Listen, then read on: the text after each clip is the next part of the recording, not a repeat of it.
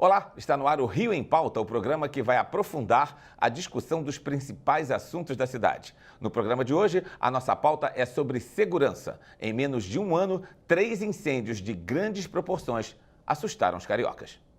Pelo menos 14 pessoas morreram no incêndio do Hospital Badim, no Maracanã, zona norte da cidade, no dia 12 de setembro. A polícia investiga a causa, mas a principal hipótese é um curto no gerador. Imagens do circuito interno mostram uma demora de 8 minutos para a evacuação da unidade. No dia 8 de fevereiro, um incêndio nos alojamentos do Ninho do Urubu, em Vargem Grande, na Zona Oeste, matou 10 atletas da base do Flamengo. Laudo da Polícia Civil mostrou que o incêndio começou com um curto-circuito no aparelho de ar-condicionado.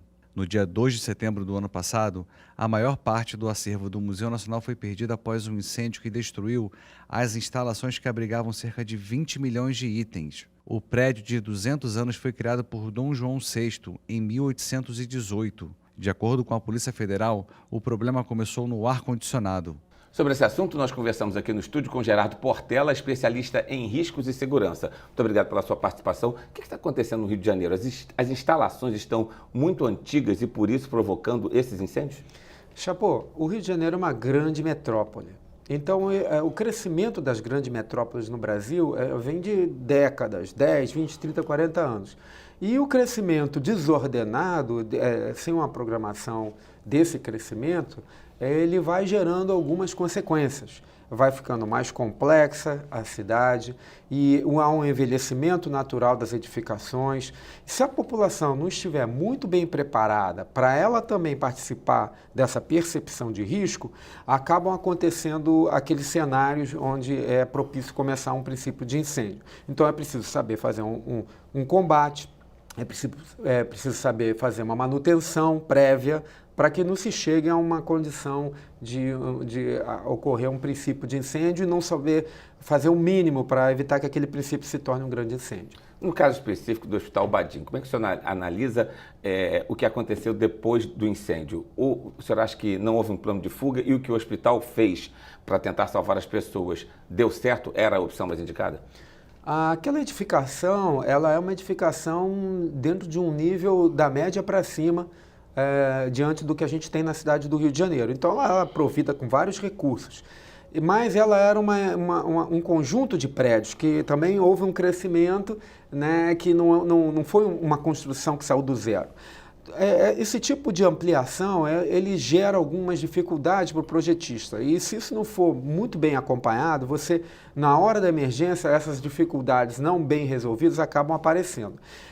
Ali houve um problema num gerador, né, de energia, na verdade, que ele entra justamente quando você tem algum problema que afeta a energia principal, entra o de emergência.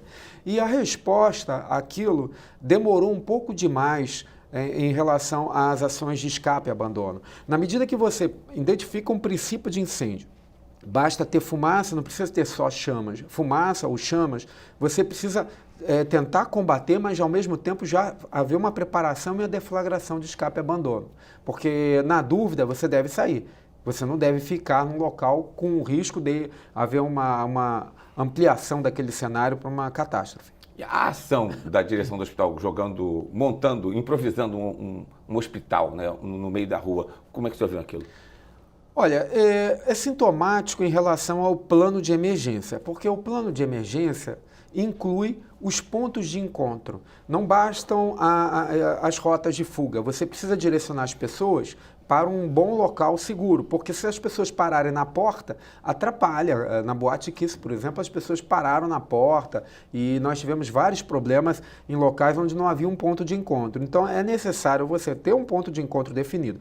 E se tratando de pacientes que dependem, por exemplo, de energia elétrica, né, para poder manter seus equipamentos de respiração mecânica, por exemplo, ventiladores mecânicos, você precisa ter na região um mapeamento no plano de emergência para onde eu vou levar esses pacientes se eu perder energia por mais de 15 minutos, 10 minutos. Então você tem que saber se tem um supermercado com gerador, se tem um outro hospital próximo e já direcionar a saída desses pacientes da CTI ou da unidade de cirúrgica, por exemplo, já para esses locais. Porque os equipamentos que eles utilizam possuem uma bateria chamada no break, que dá em torno de 30 minutos de funcionamento até chegar nesse outro ponto de encontro.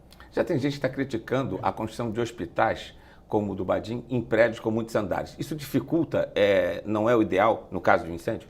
Não é intransponível, mas é consenso, tecnicamente falando, que instalações horizontais são melhores para escape e abandono. Então, quanto mais horizontal, mais fácil você ter uma operação de escape e abandono. Mas isso não inviabiliza, porque você pode construir rampas, você pode ter elevadores dedicados num barramento especial de energia elétrica, um gerador dedicado a um elevador, mas mesmo isso, no incêndio, pode ser afetado. Obviamente, quanto mais horizontal, mais seguro. O senhor conhecia a estrutura do hospital?